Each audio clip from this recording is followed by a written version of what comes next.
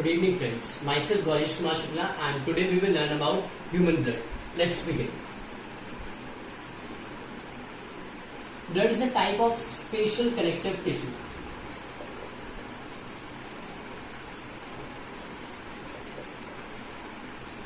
It is the blood that is majorly responsible for the transportation of anything in our body, be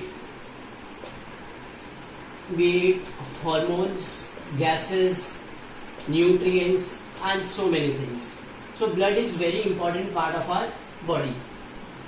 Blood is made up of two things, plasma and formed elements,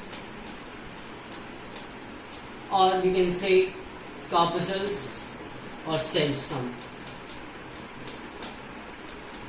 plasma accounts for about 55% of blood, whereas formed elements accounts for about 45%. And in that too, plasma has almost 90 to 92% of water, and rest it contains some proteins which are helpful for the normal individual of our body.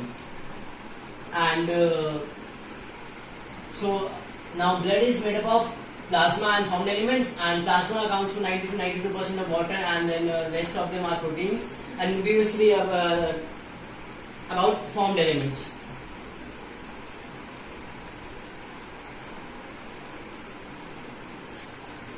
Formed elements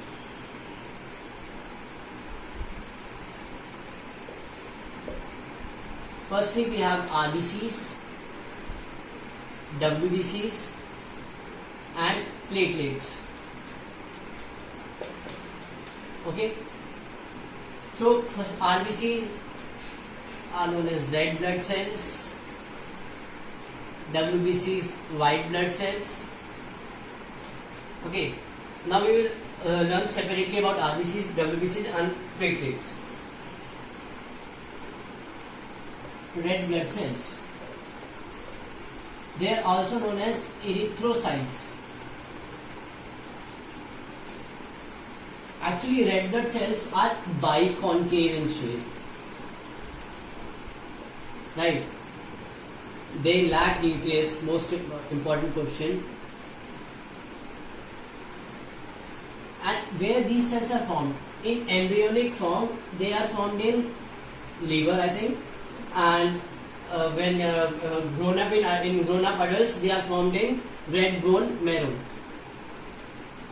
Most important this thing, red bone marrow, that they are formed in red bone marrow. Okay, their lifespan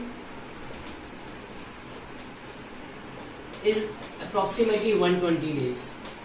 After this they get destroyed, and then they are stored in spleen, which is known as graveyard of RBCs. Most important question. Graveyard of RBCs is known as spleen. Okay, RBCs का number जो है हमारी body में वो approximately 4 to 5 million पर cubic millimetre होता है. Okay, पर क्यूबिक मिलीमीटर. सो अभी तक हमने क्या क्या देखा आरबीसीज में कि आरबीसीज को एरिथ्रोसाइट्स कहते हैं. एरिथ्रोसाइट्स क्यों कहते हैं अभी मैं बताता हूँ थोड़ी देर में. आरबीसीज जो सेल्स होते हैं उन्हें वो बाइकॉन्केव शेप के होते हैं, उनमें न्यूक्लियस नहीं होता. बहुत बड़ा एक्सेप्शन है ये, ठीक है. ह्यूमन बॉडी के आरबीसीज होते हैं उनमें न्यूक्लियस नहीं होता है, ठीक है. They are formed in red bone marrow. इनका लाइफ स्पेन 120 डेज होता है. उसके बाद वो डिस्ट्रॉय हो जाते हैं. कहाँ जाते हैं? ग्रेवयार्ड ऑफ स्प्लीन में, जिसे हम ग्रेवयार्ड ऑफ आरबीसीज कहते हैं. इनका नॉर्मल काउंट एक हेल्दी इंडिविजुअल में जो होना चाहिए वो होता है 4 to 5 मिलियन पर cubic millimetres. Okay, and further we have why RBCs are known as erythro. As we know, erythro means something that is red. Okay, so RBCs contain a pigment, basically an iron pigment, hemoglobin, which is responsible for the coloration or color of these cells, which makes them basically red. Okay, that's why red blood cells, these cells are known as erythrocytes or red blood cells. And then we have normal healthy individual में अगर haemoglobin count देखना है तो वो 12 से लेके 16 grams के बीच में होना चाहिए 100 ml ब्लड के अंदर. ओके, एंड आरबीसीज में अब बस शायद इतना ही है. या okay, now we further move to white blood cells. Now white blood cells commonly known as leukocytes. इनमें न्यूक्लियस होता है, दे कंटेन न्यूक्लियस.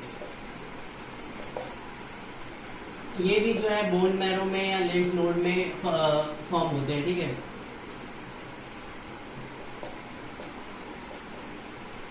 इनका जो नॉर्मल लाइफ स्पैन है व्हाइट ब्लड सेल्स का वो है अप्रोक्सीमेटली 14 से लेके 20 डेज के around. Okay, and then white blood cells का जो काउंट है हमारी बॉडी में हेल्थी इंडिविजुअल में जो होना चाहिए वो अप्रोक्सीमेटली 6000 से 8000 होता है पर क्यूबिक मिलीमीटर. ओके, ना डब्ल्यूबीसी की भी जो है ना क्लासिफिकेशन है. क्लासिफिकेशन क्या है कि जो व्हाइट ब्लड सेल्स है वो दो तरह के पाए गए हैं. कैसे कैसे? एक होता है अग्रेनुलोसाइट्स और एक है ग्रैनुलोसाइट्स, कि जिसमें ग्रैनुअल्स प्रेजेंट है और जिसमें ग्रैनुअल्स एब्सेंट है. ठीक है, तो जो जिसमें ग्रैनुअल्स एब्सेंट है दो तरह के होते हैं, lymphocytes and monocytes, I think. Yeah, monocytes. And granulocytes have neutrophils, basophils, and eosinophils. WBC cells का जो बेसिकली काम है हमारी बॉडी में, एक तरह से ये सोल्जर का काम करते हैं कि कोई भी बीमारी जब होती है हमारे शरीर में तो उससे लड़ने की जो क्षमता होती है वो इन सेल्स के पास होती है. ठीक है, लिम्फोसाइट्स भी दो तरह के होते हैं, बी और टी. ये सारी इम्यूनिटी मेंटेन करती है हमारी बॉडी की. कोई भी डिजीज अगर आए तो उससे लड़ने की पावर जो होती है. ठीक है, उसके बाद आगे हम पढ़ेंगे प्लेटलेट्स.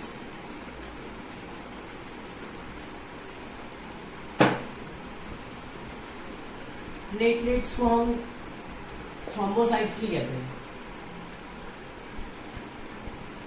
ठीक है, अब प्लेटलेट्स जो है ना वो फॉर्म होती है बोन मैरो में, बट एक स्पेशल सेल का नाम होता है जहां पे प्लेटलेट्स फॉर्म होती है, उन्हें कहते हैं मेगा कैरियोसाइट्स.